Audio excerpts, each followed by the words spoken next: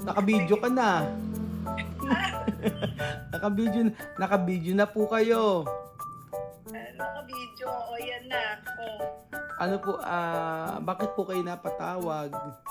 Kanina pa po kayo tumatawag sa akin. Hindi, nag-message pala. Ayan po, kasama po natin si Ma'am Leila at siya po kanina nag-message sa akin at hindi ko naman na ano yung message niya. Sabi ko, sige, tatawag na lang ako. Sigurado ka ako, meron tong imamarites. Hindi, may ikukwento itong si Ma'am Leila. Sigurado. Ano nangyari, BFF? Anong balita sa iyo? Sabi daw, nagkasakit ka daw. Nagkasakit ka daw. Hindi pa ba halata? Nagbibinata. Ay, nagbibinata. Nagtitiyok. Nagbibinata.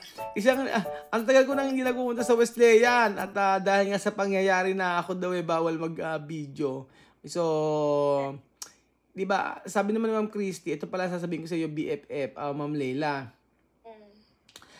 Pwede ako mag-video dyan kapag katapos ng klase.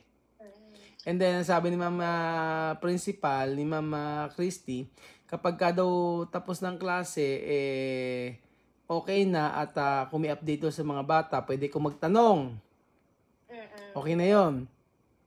Pero, syempre, habang nagkaklase, ay hindi ako po pwedeng pumasok sa classroom. Pero, sabi ni Ma'am Leila, ni Ma'am Christy, pwede naman daw kayo mag-video kahit mga 2 minutes o 1 minute na para daw update sa mga bata. Pumayag naman na siya. Sabi nga ni Ma'am Christy, pag daw may activities like yung buwan ng wika, mga ganyan, pwede naman daw ako mag-video. O, yan sabi. Parang ang ganda, BFF, ang ganda ng angulo mo sa part na yan. Para ba? Kailangan ganyan. Kailangan ganyan. Ayan. Ganyan lang. Ayan. Gagalaw. Tinatago mo mukha mo. Siyempre, yan naman. Video pa to. Video. Pero alam mo, ang bilis mo mag-transform, ano? Abay, pagka sa labas, chill ka lang. Pero pagka nasa klase ka na, abay, bakit ba ganun biglaan, ano? Para kang, para kang chameleon. Kapag daka, bigla na lang nagbabago ng anyo. Oo. Pagka kasi laging parang chill ka lang sa school, parang parang iisipin nila na barkada lang kayo, ganun. Oo, pero pagka pumasok na ako, tumayo sa harap, hindi pa pwede sa akin. Hindi ba pwede na, iba na nga napansin ko nga aday, kailangan talagang seryoso na pagka sa pag-aaral na Alam naman nila yun. Oh, ganyan yung teacher ko ng high school Pagka nag-exam sasabihin na hindi siya magsasabi na huwag kayo magkopyahan. Anuhin kayo, kukonsensyahin kayo, sasabihin nun, alam mo, ganito. Sabi ng teacher ko, si Ma'am Cusio, alam nyo, malalaki na kayo at kung kayo ay magkokopyahan, sarili ninyo, niloloko ninyo. Sayang ang pagpapaaral ng mga magulang nyo. Ganon magsalita. Ganon ang ganap. Naalala ko lang naman. So, ano ba nangyari? Ano ba balita sa tagal kong hindi pupunta sa Wesleyan. Kamusta sino ba si Alima? Di ba estudyante ka ni Alima? Ano estudyante? Ay, estudyante, teacher pala. Alas 7 ng gabi, inaantok na ako. Ayusin mo yan. Kadarating. Ganito. Sige. Ganito. Ano nangyari kay ano na? Hindi, ganito. Bigyan natin sila ng introduction. Bilang ikaw naman ay magulang ng mga bata na yan, syempre kami naman, ine-entertain naman namin lahat ng mga queries ng mga magulang. Actually, ako kasasagot ko lang ng mga tanong ng mga magulang, nagpapa-update din sa akin. Meron din mga magulang nagtatanong? Oo. And the responsibility naman namin yun bilang mga teachers, advisors, na sagutin kung ano yung hinihingi na update ng mga magulang. So, yun lang hindi nakikita ng mga ibang tao na lahat naman ng mga questions and queries ng mga magulang with regards to their children. Ina-address naman namin yun. Ang pagkakaiba lang ako, binibidyo ko. Yes, oo. Yun lang pagkakaiba mo na binibidyo. Dahil nga, yan yung mo di ba? Yan yung dito, yung work mo or yung way mo para maipakita din sa iba na ito na i-update dun sa mga bata. So, yung mga magulang lang kasi, hindi din nila alam, yung ibang tao, hindi nila alam na yung mga magulang din marami din naman nagtatanong sa amin bilang mga advisors, ganyan, privately, hindi lang naka-video. And talagang ano yun, responsibility namin. Like ngayon, di ba, kanina kasi, di ba, chinachat kita, sabi ko, may chichismis ako, may chichika ako sa'yo. Kaya nga lang, umuwi na muna ako, ganyan. So, ayan, dahil kadadating-dating ko nga lang din dito sa bahay, ngayon na lang ako mag-update sa'yo. Dahil natuwa lang din naman ako, di ba, na ano, kasi nga matagal ka natin hindi nakakapunta dun sa Wesleyan. Hindi ako nagpunta ng Wesleyan kasi nga ano muna ako. Para walang masyadong... So, parang ano naman, mas maganda din naman na magkaroon ka ng update ng ano, sa mga nangyayari sa mga bata. At saka ano, para ma-aware ka din kung ano na yung nagiging development sa kanila, yung progress sa kanila. So, kanina, si Alima, ayan, mag-start tayo doon kay Alima na lang kasi nakakatuwa talaga si Alima. Napaka-ano niya, parang ano na siya tag dito, sanay na siyang magbasa ng mga Tagalog. Ganyan kasi, nag-fill in ako kanina sa subject nung teacher na may sakit, so hindi siya nakapasok. Filipino. Pinag-read ng kwento, tapos tinititigan ko sila, yung mga bata, kung paano silang bumasa. Siyempre, ganyan, or ina-assist ko yung bawat bata kung sino man nag-struggle. Tapos nakita ko si Alima, hindi siya nagpapa-help na, talagang iniintindi niya, kitang-kita ko sa bibig niya na binabasa niya yung mga, yung sa kwento, sa story. Bakit? Tapos, sorry. Bakit di ba science yung mo? Yung tinuturo mo? Nag-fill in, di ba? Okay, kumbaga si Ma'am Aiza kasi ay umabsent.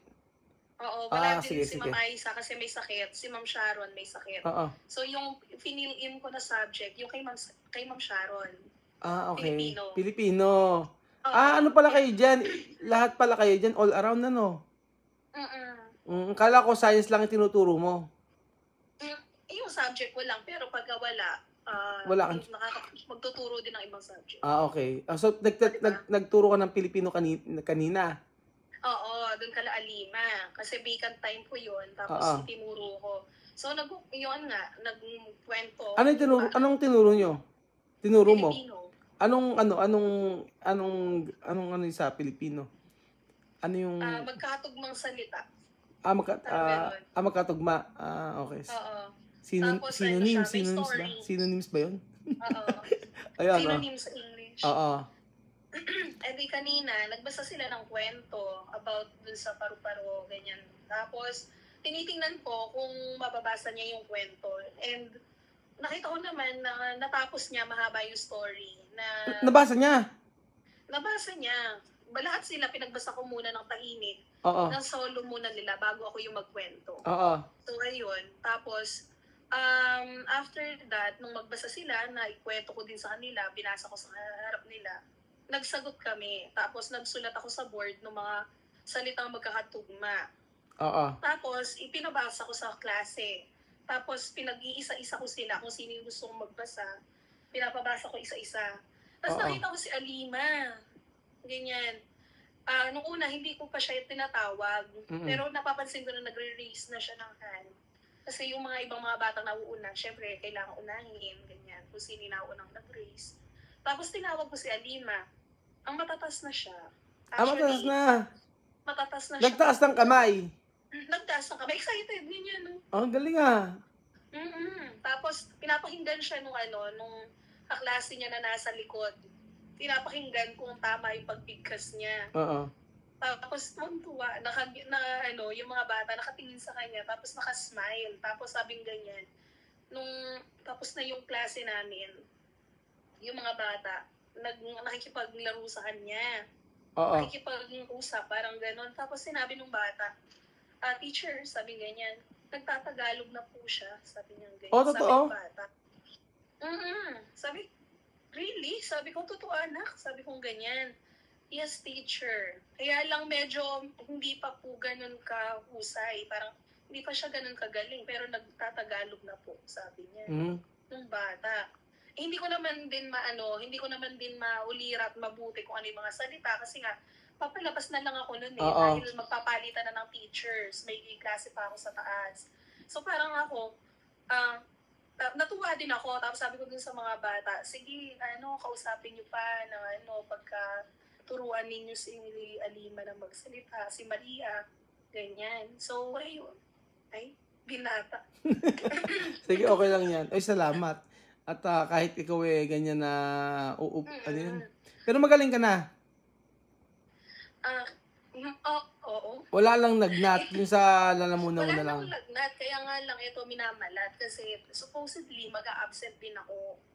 Kaya kasi nga medyo kagagaling-galing ko lang. Para nga sabi ko na magtuloy-tuloy pagkagaling. Kaya nga lang, nabalitaan ko nga na na may sakit si Ma'am Aiza. Nakakahiya din kasi na mag-absent ng sabay-sabay. Kawawa yung iba naming makasamahan. Kasi kailangan nila kaming i-cover up dun sa namin, sa subjects namin. Sabi ko, dahil okay naman yung pakiramdam ko, papasok naman na ako. Kaya nga lang, dahil hindi din inaasahan na magkakasakit yung mga kasamahan, napag-fill in din ako. So, ayan, medyo na-stress yata yung lalamunan ko. Namalat ako. Pinalat ako. Tapos, kaya ayan. Tapos si Alima, kung halos 1 month na sila, no? Oo, halos 1 month na din sila. Tapos, makikita mo talaga naman from the beginning, yung si Alima na napakatahimik. Tapos, though talagang alam naman natin na brilliant siya, na napakabiba, syempre nakiramdam siya. Ngayon, parang na sila, nagiging komportable na doon sa ginagalawan nila. So, ang bilis ang bilis ng development sa kanila. Oo, kasi kung isipin alos 1 buwan pa lang tapos na sila, no? Nagsasalita na sila ng Tagalog.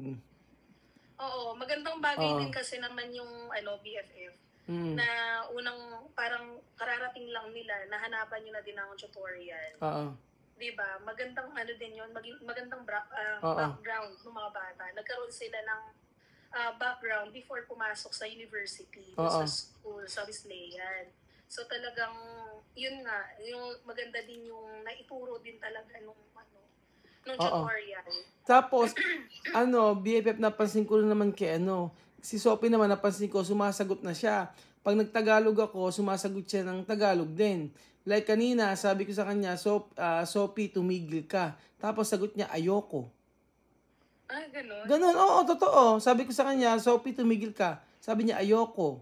Sabi niya ganon. Tapos Sophie, tumigil ka na. Sabi niya, sige. O, ganon. Oo, ganon. Oo, ganon na. Kumbaga talaga naiintindihan nila yung sinasabi. Pero mas madaling magsalita si Alima ng Tagalog siguro at saka si Sophie. Pero sila Bibian, nauunawaan nila. Pero yung pagsasalita ng Tagalog, doon pa sila nahihirapan. Pero kay Sophie ang bilis. Kanina kasi kausap ko siya eh. Usually kasi pagka mga hapon na, nakasama ko sila Sophie kasi sinusundo ni Lenlen eh. Mas maaga sila eh. Oo, mas maaga kasi sila yung uwi nila. Nakakatuwa naman si Alima, nakakatuwa naman, sumasagot, nagtataas ng kamay. Parang komportable na siyang kasama yung mga batang Pilipino. Maganda nga kasi yun, parang magiging sila, multilingual, di ba?